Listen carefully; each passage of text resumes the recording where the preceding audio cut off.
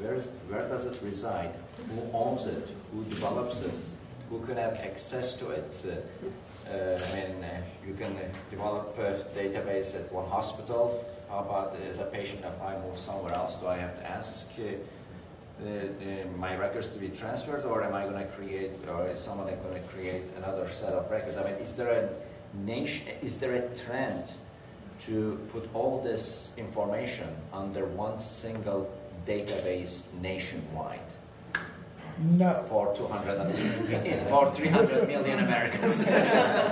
So there was a point in my career where I spent 2.5 years at what is now the Centers for Medicare and Medicaid Services. I'm going to paint a visual picture here.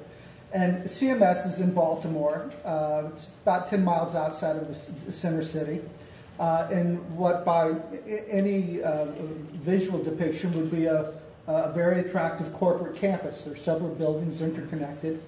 And in the bottom of the north building is the CMS data system, where they have arrayed Cray computers with armed guards, and even though I was among the 5 most senior officials at CMS at the time, I could not enter this space without authority and being escorted.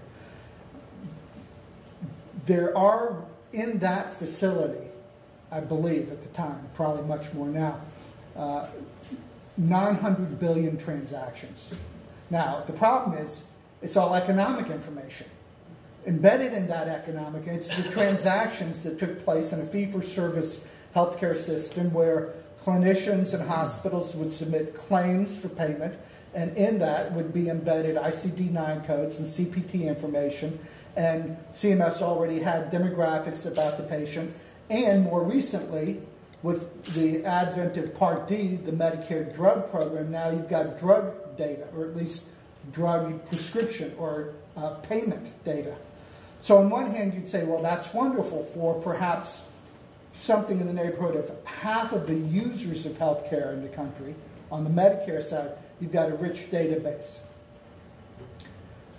Before CMS was CMS, it was the Healthcare Financing Administration. It didn't care about clinical information.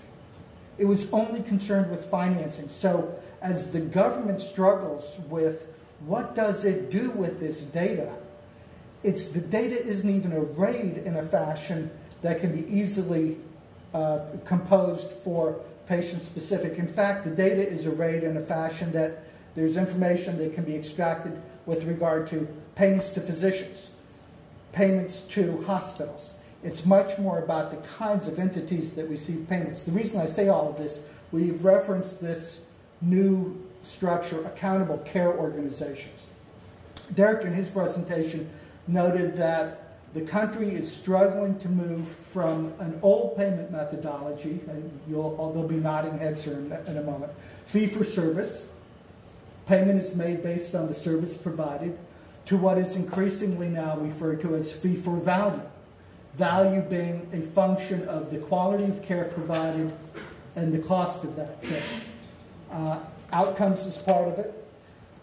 So critical to that, back to my opening comment, we cannot achieve value in our healthcare proposition without having the healthcare system be data-driven.